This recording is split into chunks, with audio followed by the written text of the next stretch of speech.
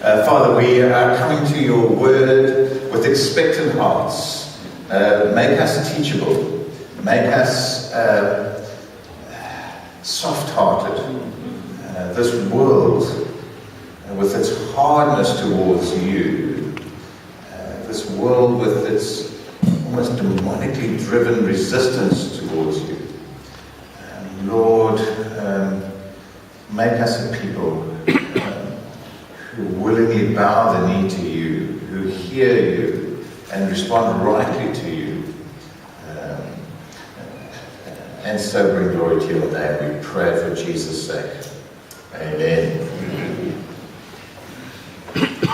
It was the great Christian writer, philosopher, children's book writer, fantasy book writer, C.S. Lewis, who very famously said in one of his memorable essays, The Weight of Glory, that our problem is that we are like petulant children who refuse to give up playing with mud in a rubbish dump because and turn down the offer of a free holiday at the seaside because we don't know better. And that famous observation of C.S. Lewis really struck me as I was thinking through Hebrews. Because Hebrews is a letter written to mostly Jewish believers in Jesus in the first century, who had made a good start of faith in Jesus. They'd heard the message of Jesus and responded, and they had followed Jesus for a time. But as things grew harder for them, and as the relentlessness of life and its harshness and the disapproval of people, the persecution that even came upon them because of their faith in Jesus Christ, their own families and their own communities telling them they've made a huge mistake, that ongoing resistance wore them down, and many were starting to go back to the old ways. And the reason why they were doing that is because they had taken their eyes off Jesus. They had taken their eyes off Jesus, and in some ways taken their eyes off the truth in God's word, and therefore lost sight of what they had in Jesus. And they were going back to the old ways, thinking maybe the old ways were better. And it's really like going back to play in the mud, because you think that's better than this beautiful beachside holiday that you have in this luxury resort.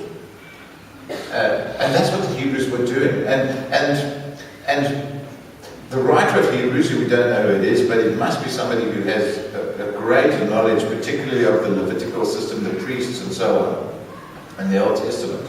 The writer of Hebrews writes to them with some urgency, really saying to them, don't turn back from Jesus. Hold on to your faith in Jesus.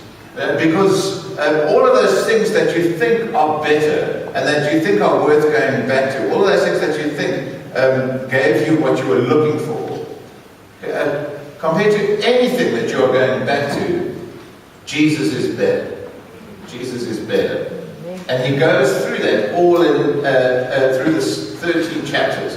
And the first 10 chapters really are taken up with the writer of Hebrews showing these Jewish believers that Jesus is better than what they're going back to. Jesus is better than the prophets in chapter 1. Jesus is better than the angels in chapter 1 and chapter 2. Jesus is better than Moses in chapter 3. Jesus is better than Joshua, or the Sabbath rest in chapter 4. Jesus is a better high priest in chapter 5. Jesus is better than the Levitical priesthood in chapter 6 and chapter 7. Jesus brings a better covenant in chapter 8. Jesus is the better sacrifice in chapter 9 and chapter 10.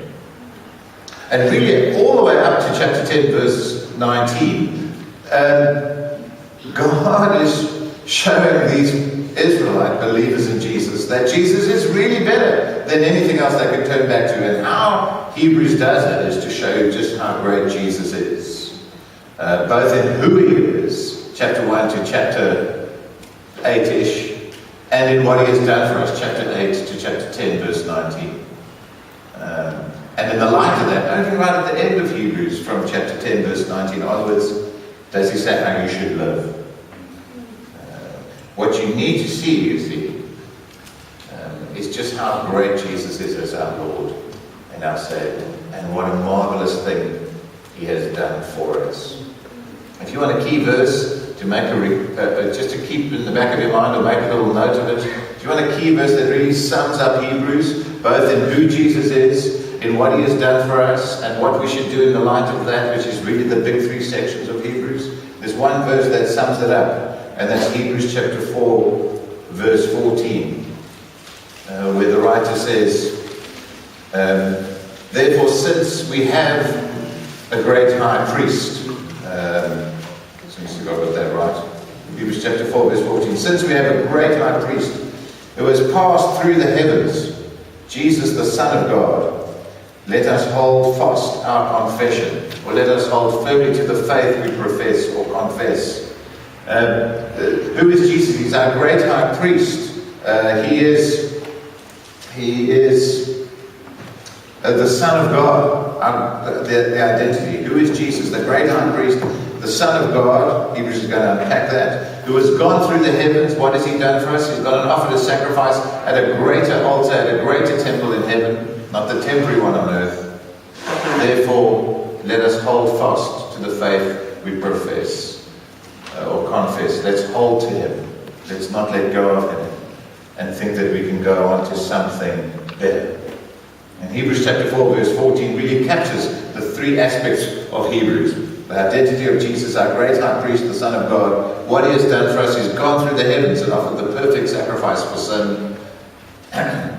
What do? We hold fast to Him by faith, and confess Him and profess Him by faith. And it's those great themes that Hebrews unpacks in 13 chapters.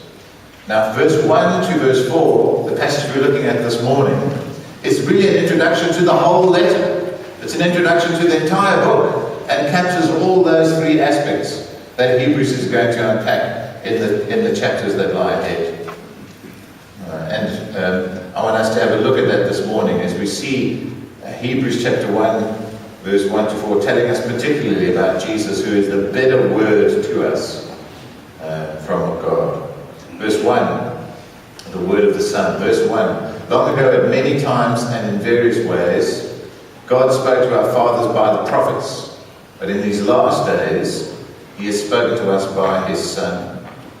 Long ago, or in the past, it's referring to the Old Testament times. And the writer of Hebrews says, yes, God spoke in those Old Testament times in many ways, at various times. He spoke through prophets. He spoke through angels. He spoke through visions. He spoke in dreams. He spoke from a bush. He spoke through a donkey. At many times and in various ways, God spoke. But now, in these last days,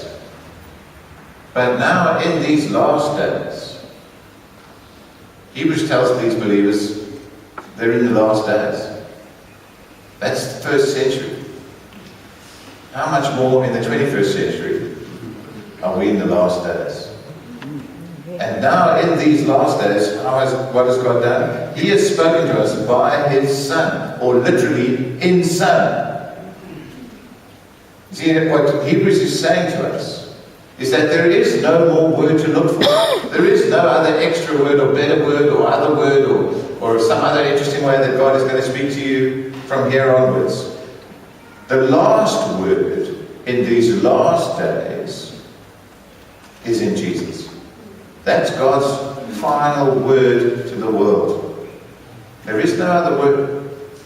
And generation after generation runs off to find some new thing, some extra thing. And then often different cults and sects come up with extra things that they think God is saying, or that this new guru is telling you, or God is doing a new thing through this apostle or this prophet.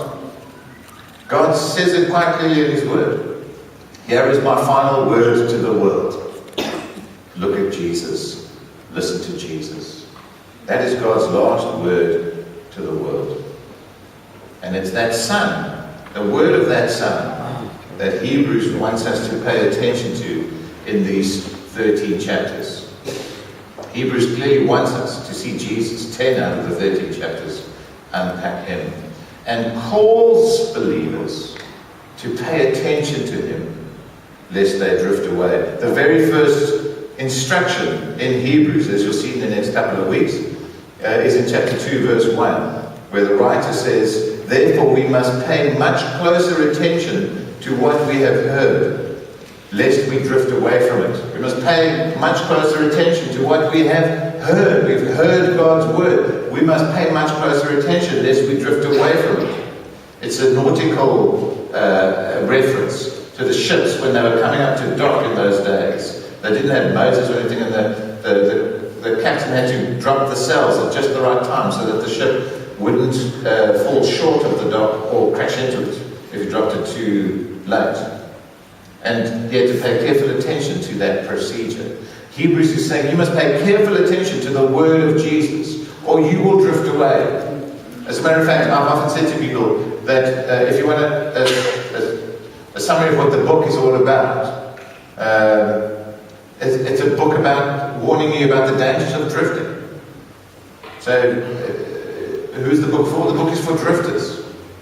And the reality is all of us in our sinful nature are prone to drifting, are prone to not paying attention, are prone to be distracted. By the way, I'm convinced that that's one of the devil's great strategies in this modern age of technology.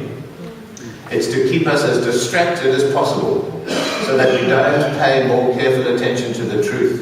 Because there's always trivia and nonsense popping up on our phones and laptops and TVs and tablets and so on to distract us.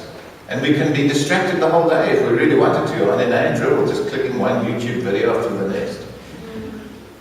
And not have to pay attention to those things that really matter, that which is of great substance and importance to us, the words of Jesus. You can actually become addicted to distraction. It can make you very unproductive in your Christian life. Pay attention to the word of the Son. And when you pay attention to the word of the Son, secondly, you will learn more about the identity of the Son. And that's what Hebrews chapter 1, verse 1 to 4 unpacks for us, secondly, the identity of the Son. And there are 5 aspects of Christ's identity here in really seed form, halfway through verse 2. He is heir of all things there. You see verse 2, middle of verse 2 says he has whom God has appointed heir of all things. The identity of Jesus as heir of all things is important in understanding who he is. Jesus is not just an angel or a servant or a slave. They don't own anything. Jesus is the Son of God, and as the Son of God is heir of all things. He's heir of all God's creation. A servant doesn't inherit his master's estate. The Son inherits the master's estate, and Jesus is heir of all things. It points to his supremacy, that he owns everything. Jesus owns everything. He is in control of everything. The money that you put in the collection this morning isn't just God's money. The rest in your wallet is his as well. It's all his money. Buildings that we say are ours, they belong to God. The house, which you might want to say is in your wife's name, actually is in Jesus' name and belongs to him. He owns everything. And he owns us. We belong to Jesus. He has made us. And he claims us. That's why secondly, are you still hearing me?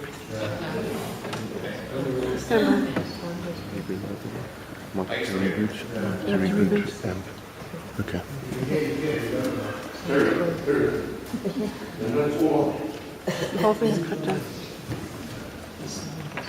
recording.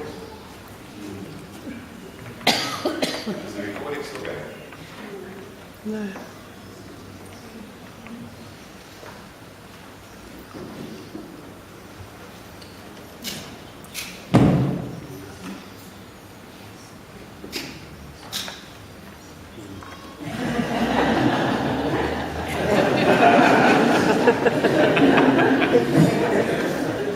Try again. How's that? Is that alright? Anything happening here?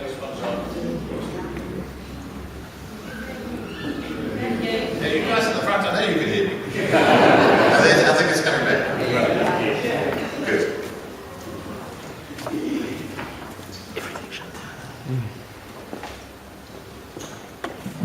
You know, it's only been in the last 100 years we've had these kind of things. Preachers of the gospel have had to preach for 1,900 years without it. Just so glad the Lord made sure I was born at this time.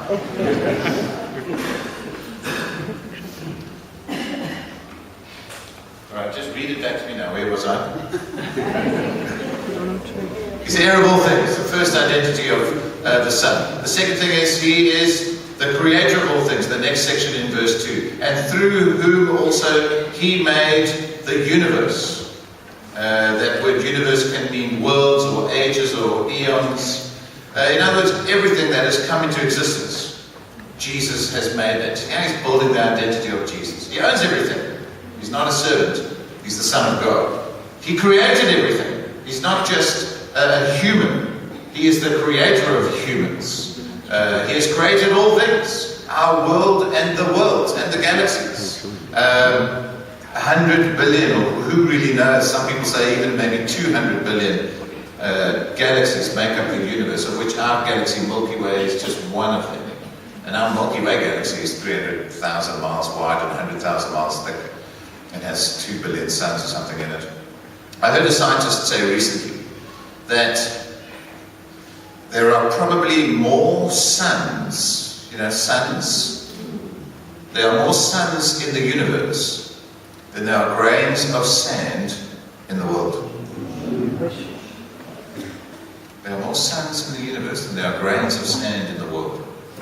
Or probably they're about the same. Maybe if God said to Abraham, your descendants are going to number the stars in the sky and the sand in the sea. And Hebrews says Jesus made them all. That is our God. Jesus is the owner of all creation, and he is the creator of all creation. He's not just another great religious leader. He's not a great religious leader like Buddha or Muhammad. He's not a founder of some religion. He's not a great statesman, a Gandhi or a Mandela or somebody like that. He is way beyond and above that kind of category. And again, the world tries to put Jesus in those kind of categories of religious founders or statesmen or political leaders or rebels. He is the Son of God. He is the owner of all creation. He is the maker of all creation. He is God. And it's through him that God's glory, thirdly, is revealed. God's glory is revealed. Verse 3, the Son, he is the radiance of the glory of God. He is the radiance of the glory of God. That imagery there is the imagery used to talk about the sun's rays. The rays of the sun tell you that the sun is shining. None of us can see the sun from here, but you can see the rays through the window. You can see the light of the sun through the windows. And that's what Hebrews is saying. God's light revealed to us that you can see is Jesus. When you look at the Word and you see God's Word revealed to you as Jesus, you're seeing the rays of the sun. You're seeing the light of God reflected to us. He is God's glory revealed. John says, the Word became flesh and dwelled among us, and we have seen his glory, the glory of the one and only who came from the Father, full of grace and truth. He is God's glory revealed to us, and he is, fourthly, God's character revealed to us. The exact imprint of his nature, verse 3 says, or the exact representation of his being. The imagery, the words, come from coin making, comes from the coin making, or the minters of coins. When they imprint the coin, that image that's on the coin, that's the language that's being used from him. in here. And what Hebrews is saying is that the imprint of God on the world, his character, the way we recognize him, is seen in Jesus. When Jesus comes to earth, he does God things. He does God things, raising the dead, healing miracles, driving out demons, multiplying loaves, preaching with authority. He talks like God, he acts like God. He walks on the earth with the imprint of God upon him. That's the picture here that you're getting in Hebrews. The imprint of God on the earth is seen in Jesus. And he is, fifthly, the sustainer of all things. Sustaining, verse 3 says, all things by his powerful word. There's the word again. There is an inseparable connection between the word of Jesus and the creation. God's creation is sustained by the word of Jesus. In him, Colossians 1 says, all things hold together. Now this is a very comforting truth. You see, our God is not just the maker of a clockwork universe where he wound the whole thing up and said, okay, off you go, we'll see how it works out. God doesn't just make all creation and then leave it to just carry on its own merry way. Each and every day, in every possible way, Jesus is intricately involved in upholding his creation. He holds all things in hand. Now let me tell you, this is a big issue for people. If Jesus is in control, people say, why is the world in such a mess? If Jesus is in control, why is everything falling apart? If Jesus is in control, why are people doing such terrible things? Now, I don't want to belittle suffering. We've just heard about Siabonga and how he's passed away in this terrible accident. But the reality is that the terrible things that go on in this world would look like a picnic in the park if the devil really was in control. Because Satan would destroy us with all of the powers of evil and hell within seconds. He wouldn't be able to hold himself back. He is itching to destroy us right now. He would love to burn this place down with all of us in it. And you know why he can't? Because Jesus holds him back. He reigns. And he can do nothing because Jesus rules. And yes, in God's sovereign plan, Satan continues to prowl around like a roaring lion, seeking for someone to devour. But he is still under the rule of our King. Jesus looks after this world. He sustains it. And he gives life to all who live in it. All his people, and even the angry atheist who shakes his fist at God, gets given the strength by Jesus to shake his own fist and to utter his hatred with his breath. Even Jesus graciously gives him that. Jesus is the heir of all creation. It belongs to him. He is the creator of all that we see and don't see. He is the revelation to us of the glory of God and the character of God. And he is the sustainer of all things. So you and I would do well to pay more attention to who Jesus is. Because that would persuade us that this is not somebody we should easily drift away from, running after something less satisfying, though sounding more promising. Let's look to the Son. Look to who he is, and look thirdly to what he has done. Look at the work of the Son. The great saving work of Jesus on our behalf is there at the end of verse 3. At the end of verse 3 it says, after making purification for sins. After making purification for sins. That half sentence is going to be unpacked in wonderful detail, chapter 8, 9, and 10. What it's saying here, and it's using priestly language, is that Jesus has provided what is required to cleanse us of our sin through his sacrifice. that purification sacrifice, which was echoed in the Jerusalem temple, has been completely and utterly fulfilled in Jesus and the priestly purification that he has provided. The high priestly work of Christ is providing perfect cleansing of our sin. This is the ultimate great work that Jesus has done for us. Now, I know, and you will know this too if you talk to people, this doesn't seem to excite the world very much. This doesn't seem to excite even many churchgoers very much. Is this really the great thing Jesus has done for us? Provided purification for sins? Is that it? Is that all he has done? Is this the great thing we must hear about? What about, more important things in life, like, health, healing? Couldn't that be the big thing Jesus can do for us? Bring healing if we trust in him? End poverty. Couldn't that be a great thing Jesus could do? Couldn't he come and end poverty in the world? Or maybe just while he's doing that, bring world peace. That would be great. Or more selfishly, what about my marriage relationship? Can't you make my marriage work better? If only she would do what I tell her, kind of thing, Jesus. Wouldn't it be great if that happened? Or make me more successful, or better looking, or give me a better career, or success in sport, or politics, or something. See, those are the kind of felt needs that we want Jesus to really come and do something about. Not something obscure like providing purification for sin. That doesn't seem to make any difference to our daily life, and the world poo-poos that kind of stuff. Not interested in that. Which is why preachers around the world are offering all these other things that people want their felt needs met.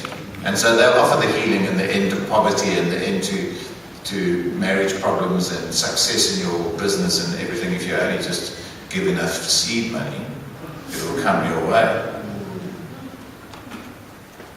Preachers do that because they know what people's felt needs are and how desperate we want our felt needs met. But Jesus takes care of the real need, you see. Because what really matters is where you and I are going to spend eternity. And what separates us from eternity with God is our sin. Not our poverty. Not our, looks. What separates us from God is our sin. The world has downplayed sin so much that we become immune to its poison.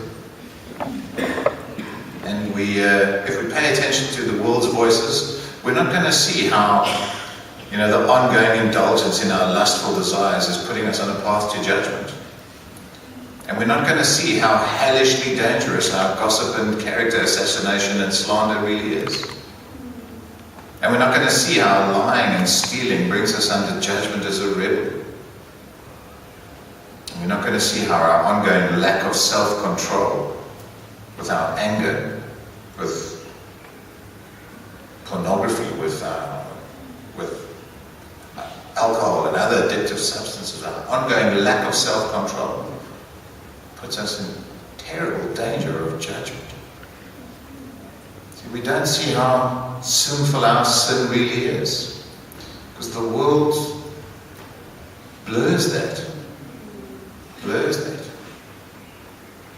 And it's only when you see how greatly you and I deserve God's judgment will we see how great the news is that Jesus has provided purification for sin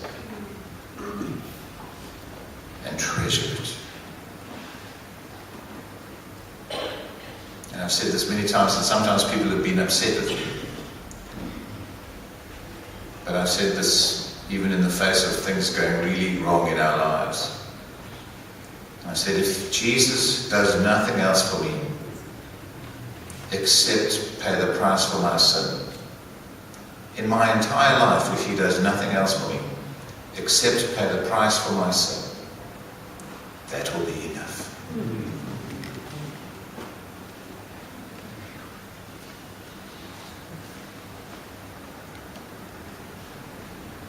Praise God that he giveth and giveth and giveth again.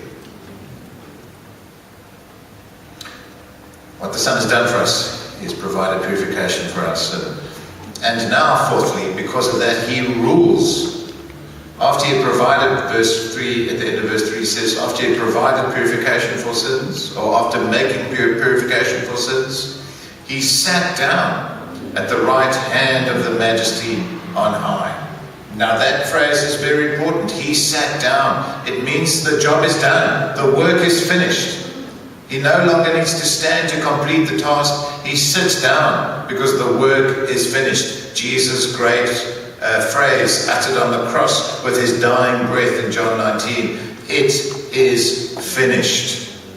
The work of dealing with our sin is done. There is no more that needs to be done. Jesus is not going to have to get up again tomorrow and die again because of what stuff up you made last night.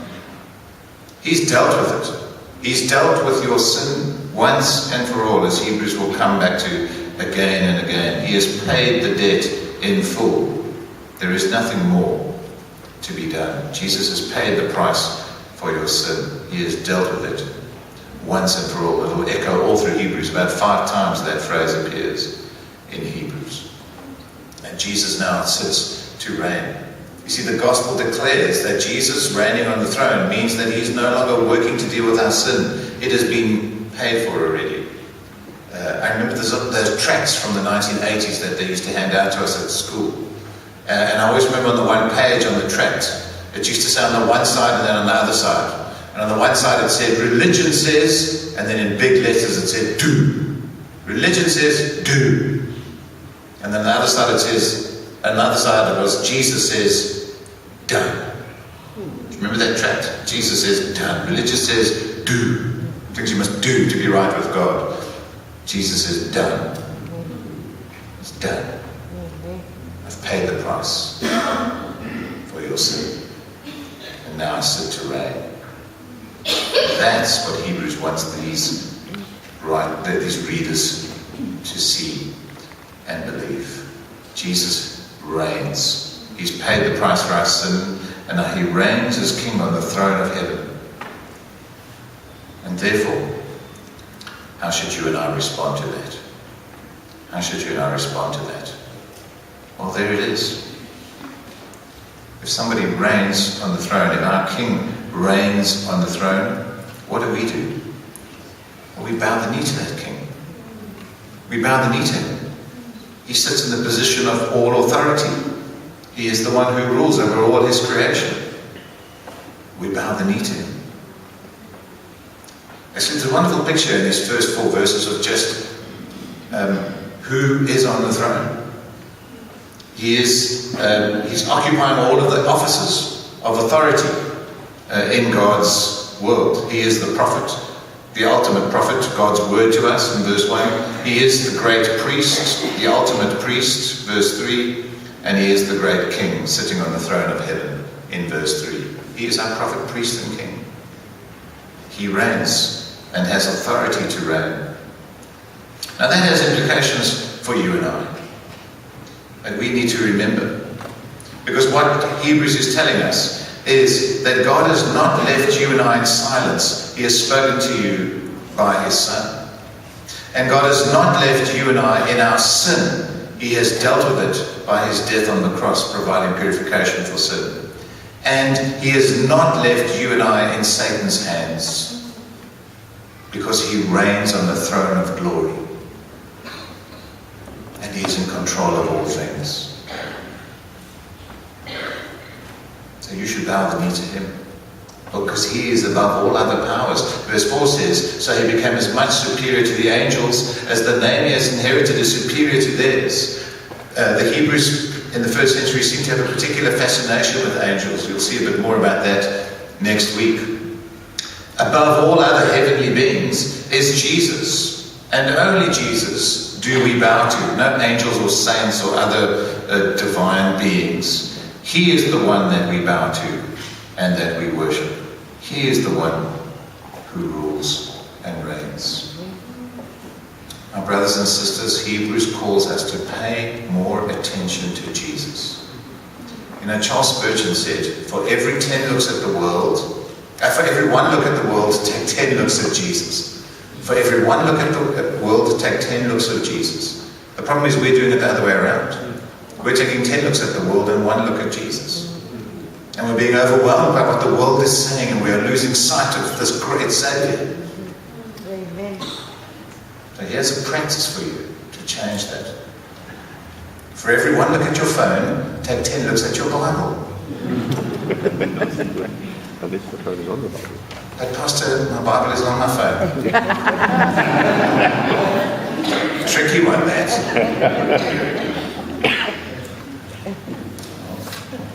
Principle still remains. Spend more time looking at Jesus. Fight for that time. Treasure that time. Delight in that time. Make time. Pay more careful attention to what we have heard so that we do not drift away. Let's pray.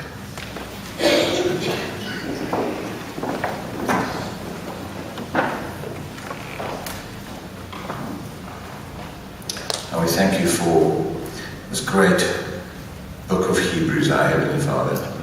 The truth that it shows us of Jesus, of who He is, and of what He has done for us. Oh, forgive us for so easily losing sight of what a glorious treasure it is to know that our sin is forgiven. And bring us back again and again to it. We may delight in it, trust in it, and not drift away from it, we pray. In Jesus' great name. Amen.